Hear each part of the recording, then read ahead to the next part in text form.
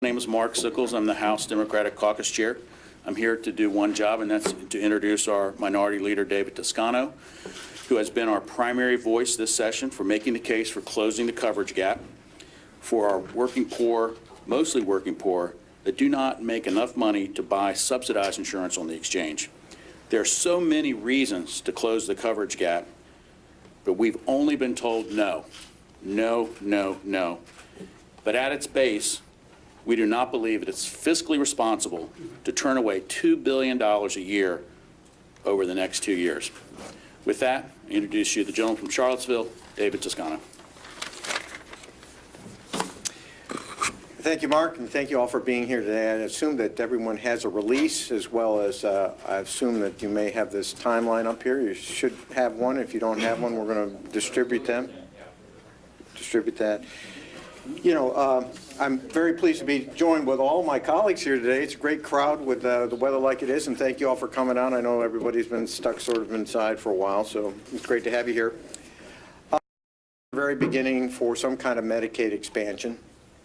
And we had hoped from the beginning that there might be a compromise in the works that would provide some coverage for between 270 Virginians who really need it, and that can provide a way to. And what we've been, with the response from the House Republicans, however, has really been just say no. And in fact, if you look at, there's been a desire to delay and say no to everything that we're suggesting. Every compromise that we've proposed, even things that they have suggested that we've embraced, once we embrace them, they just say no. And so if you take a look at this timeline here, it'll tell you the story. You know, we began this process in the budget process, by the way, last year when we adopted within the budget the Medicaid Reform Commission, the MERC. And as you know, the Speaker got to appoint folks to the MERC, and he very rapidly appointed House Republicans who were opposed to Medicaid expansion. So from the very beginning, the MERC was compromised by the way it was set up. Then, according to the MERC and the timeline that was set forth again in the budget, MERC was going to consider the Medicaid reform options that would be adopted and set forth a pathway to get the Medicaid expansion. Secretary Hazel worked very hard with DMAS and the other folks who are putting together reform initiatives, and revealed those reform initiatives through the summer and the fall and the early winter to the MERC, and booked the savings that were generated by those reforms, everything from managed care to dealing with the dual eligibles of Medicare and Medicaid, and presented those reform initiatives to the MERC in December 2013. The response to the House Republicans about Medicaid expansion was, no, not enough. We've got the reforms in place. That's what we're supposed to do, but we're still saying no to Medicaid expansion. So we get down here in January, and you see that third point there. January 2014, we start talking about finding a Virginia way. If you don't like straight Medicaid expansion, let's find a Virginia way to do it. We start talking about that from the very beginning, the desire to close the coverage gap. The response from the very beginning, and you remember the House floor speeches on this, is just say no. No way, no time, no Medicaid expansion. January of 2014, Speaker Howell pens an anti-expansion op-ed piece on Medicaid expansion. What was interesting about that is that he said, if we were ever going to do it, we should do it using the principles of the private market. Great idea, okay? So we embrace that concept, and they say again, no, we don't like that. In January, late January, they say they're going to reveal their reform options for Medicaid expansion. What do we get? We get a proposal for an audit. Even though we've had 60-some audits, we get a proposal for a new audit. That's their reform package. Interestingly enough, the governor says, yeah, we'll do an audit, but let's not use it as a delay tactic. And the response of the House Republicans, again, is just say no. In February, the Virginia hospitals come here asking for help. They're going to lose millions of dollars as a result of monies not coming to them from the federal government. But there's a solution. That's Medicaid expansion. They will be able to gather that money. Our tax money that's been going to Washington comes back here. They're in a crisis. The House Republicans say, it's not a crisis of our making. We're not responsible for it. We're not going to deal with it. They just say no. The same thing is true for the crossover update. Then the Senate proposes a compromise that would include many of the Republican principles that they set forth as the way forward on Medicaid expansion. Everything from so-called skin in the game, where people pay a portion of their of what they make for the health care, to work requirements, to private sector options. All of these things are encompassed in the compromises being suggested. The House Republicans comment, no, we don't like that. We're not going to go for that. So they do that in the budget, and they continue to do that even when the State Chamber of Commerce comes and says, we think Medicaid expansion makes good business sense for Virginia. Again, the response is just say no.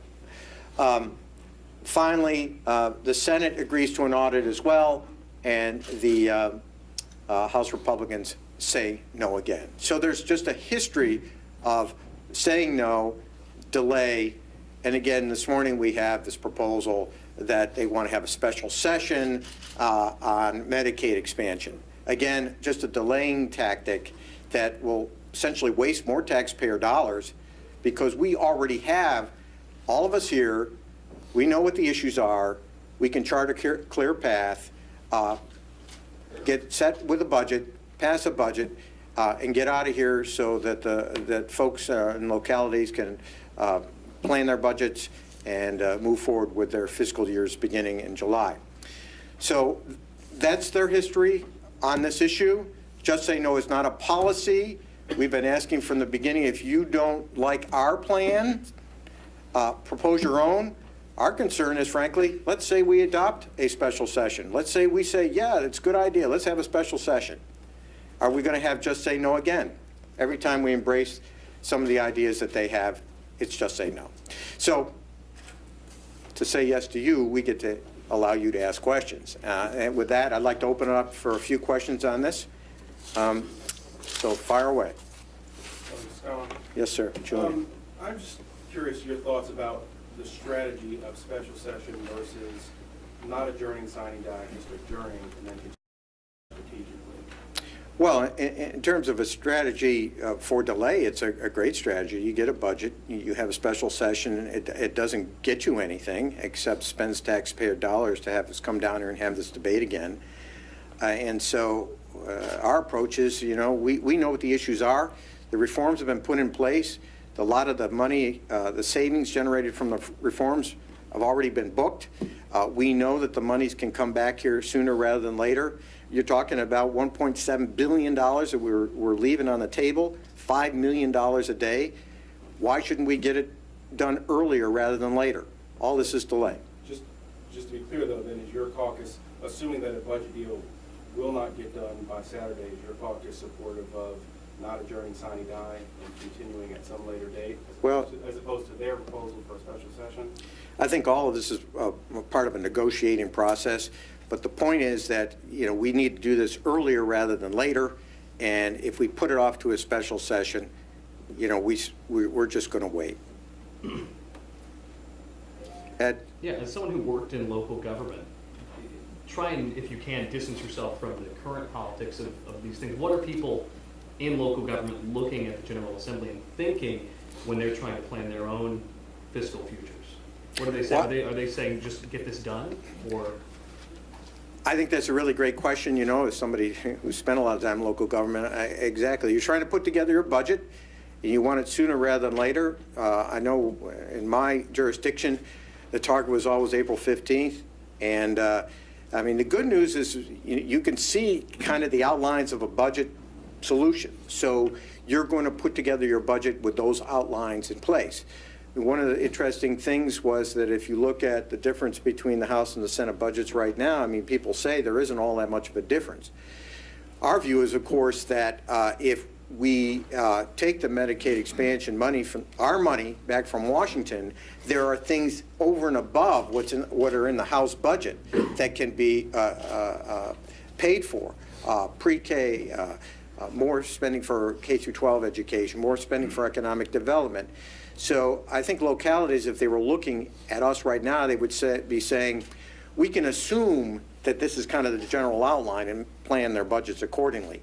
It's not like what's happened down here in past budget gridlocks where the sides were so far apart that the localities couldn't plan. I think the localities can see that they have a base that they can work with, but if we get our federal dollars back here, that gives more flexibility to local governments because presumably there's more money that can be sent to them in the process.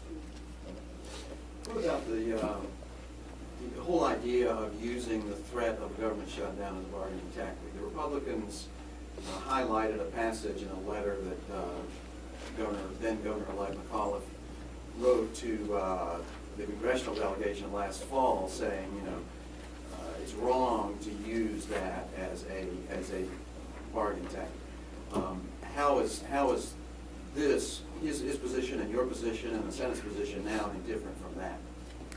Well, I think, the basis of getting a budget is compromise. And if you take a look at the way the House Republicans have approached this, their compromise is basically just say no. And if you look at how this budget was put together, their House budget was put together predicated on the notion that they weren't going to take Medicaid expansion, and they were going to essentially try to send extra money to the hospitals to make it a little more palatable for them in light of what they were experiencing. Of course, when you take money from other parts of the budget and send it to the hospitals, that's less money for other parts of the budget. Some $39 million or something like that, over $30 million in terms of economic development that was stripped out of the McDonnell budget and sent into other parts of the budget. Monies for pre-K that were left out in the House budget. There are a lot of other instances like that where they move money around just so they wouldn't have to take the Medicaid expansion. Compromise is going to be at the base of getting a budget out of here, and part of that compromise has got to be a way to figure out how to take this money that we're leaving on the table, bring it back here that could help supplement our budget and also help our local communities and our hospitals in the process. Yes.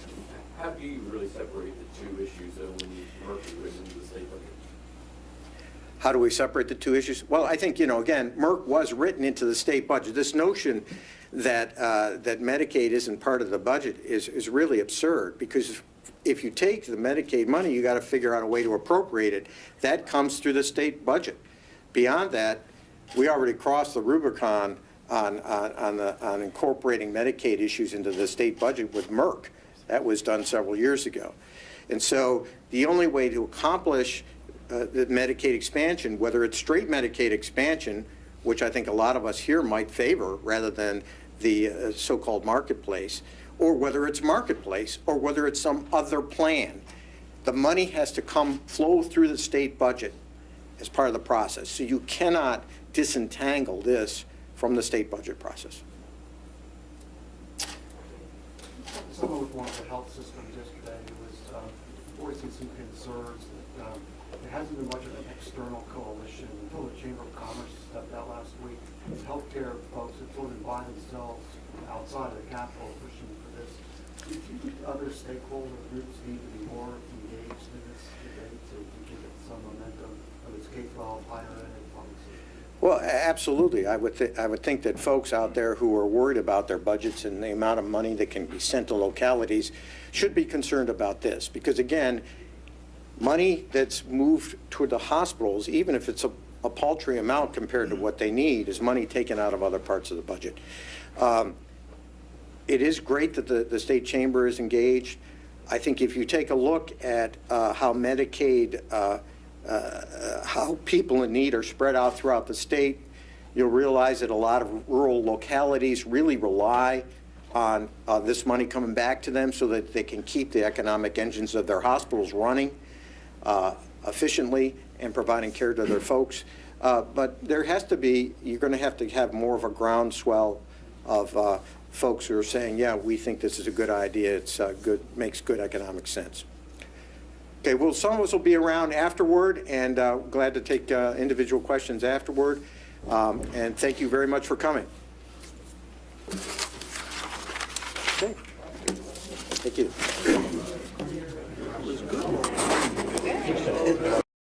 Washington, and might be going to other states, back to Virginia to work for us.